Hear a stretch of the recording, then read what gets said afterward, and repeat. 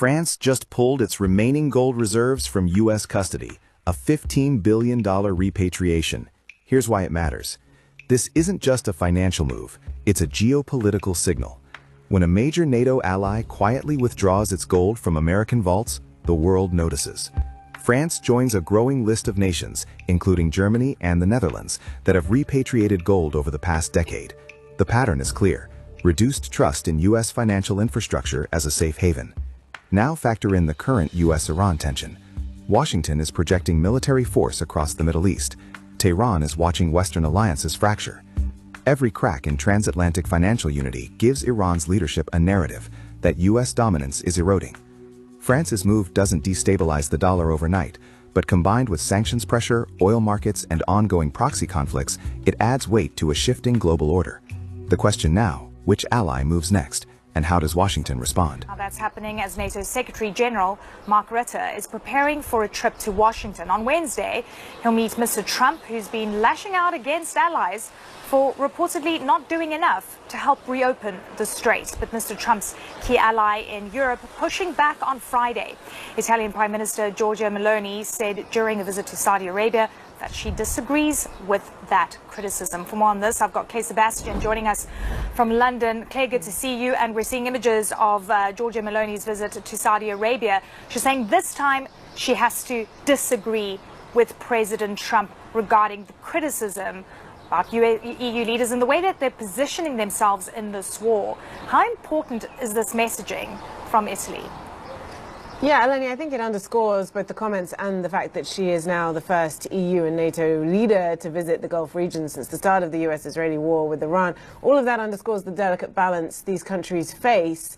Even, leaders like Meloni seem to be particularly close to Trump as this war, seems to be escalating, and they are sticking to their stance of not wanting to get involved. Let me read you these comments in full that she made to an Italian broadcaster. She said, "I continue to believe that on a geopolitical level, Europe has little to gain from a divergence with the United States, but our job is above all to defend our national interests, and when we disagree, we must say so, and this time we disagree." And we've had sort of a similar line taken by other leaders in Europe, the likes of Keir Starmer in the United Kingdom, Emmanuel Macron in France, perhaps even stronger words from him. So it is delicate. The US is still 60% plus of NATO spending, and these countries have no choice really but to deal with the fallout of this war as the Strait of Hormuz remains closed. And that's part of the reason why we see Giorgia Meloni in the Gulf region. Italy is heavily exposed to this disruption. It's a major importer, for example, of liquefied natural gas from Qatar. She's also expected to hold meetings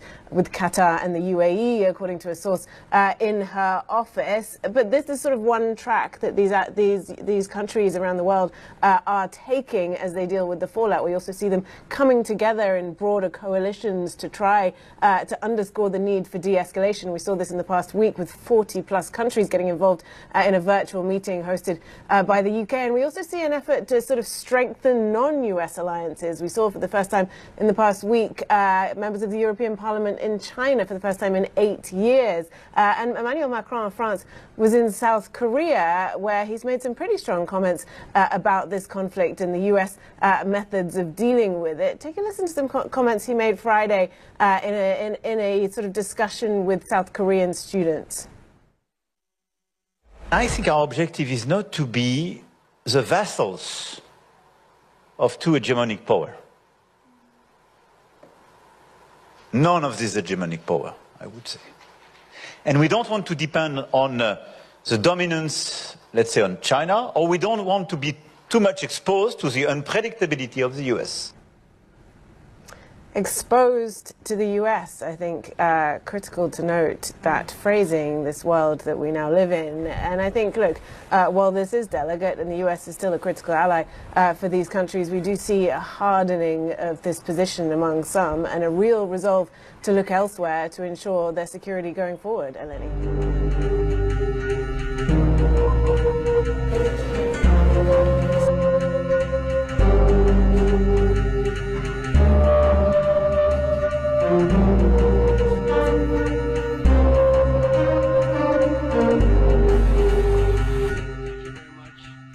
A sharp rift is emerging within Western alliances as Donald Trump escalates threats against Iran and turns his fire on allies.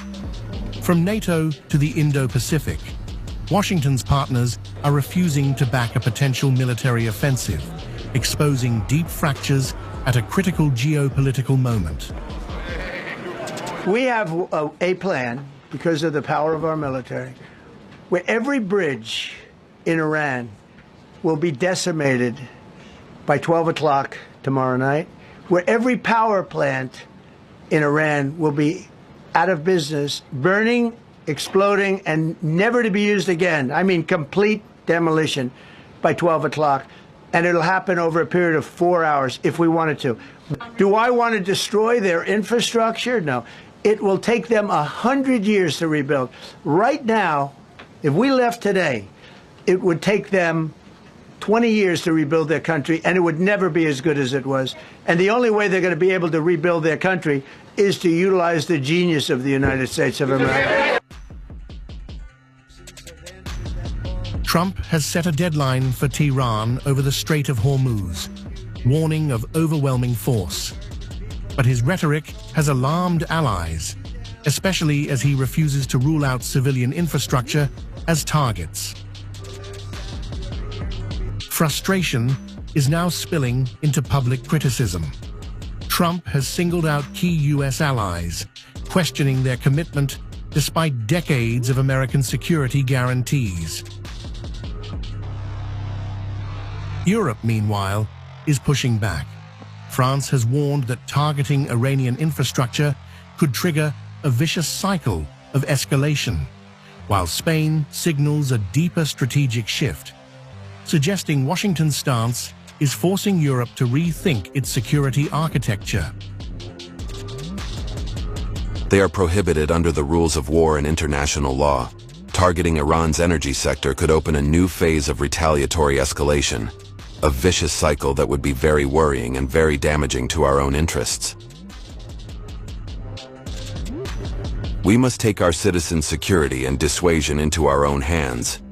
The U.S. administration's remarks are inviting us Europeans to take a leap in terms of our sovereignty and defense matters.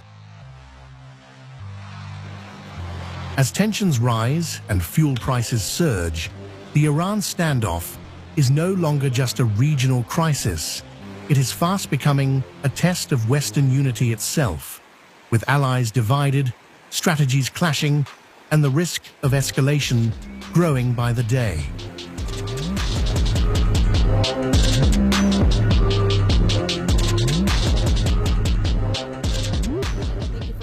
I'm Didi Gatton, and just a day later, and the ceasefire between the U.S. and Iran is already on shaky ground as Israel expands its strikes in Lebanon.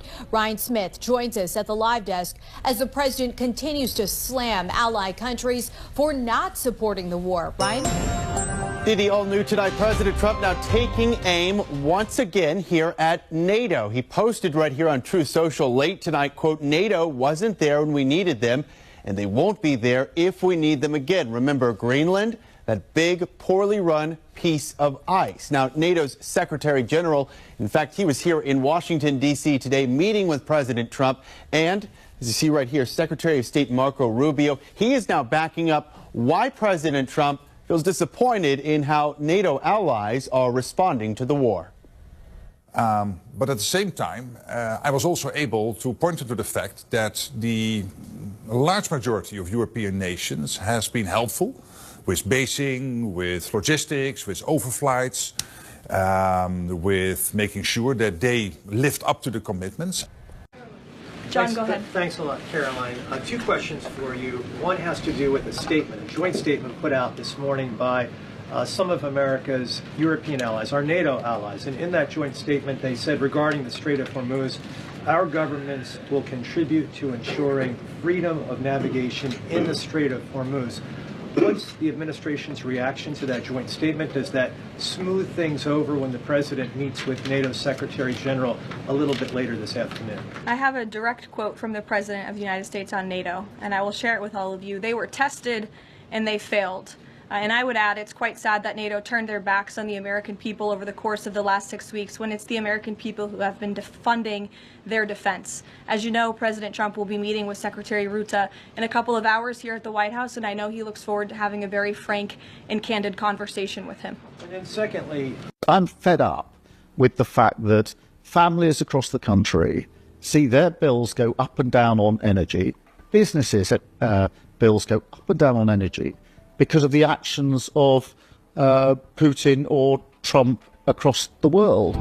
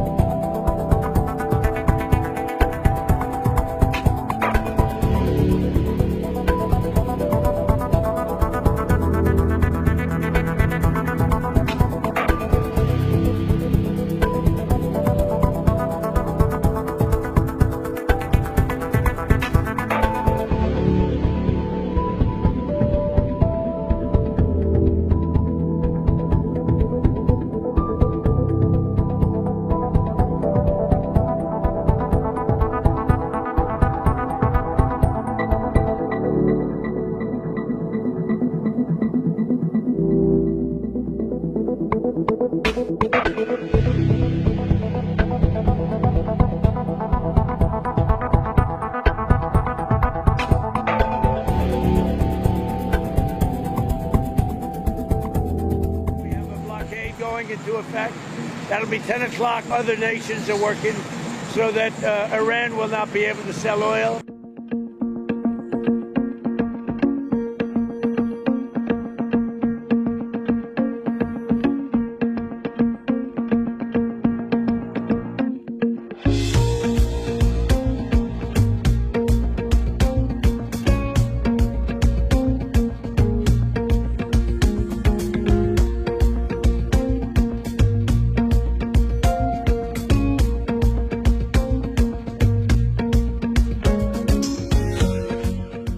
We're not supporting blockade, and all of the marshalling diplomatically, politically and capability, that's all focused from our point of view on getting the Straits fully open. I want to be really clear about that, and the reason for that is because that's the way we get energy prices down as quickly as possible.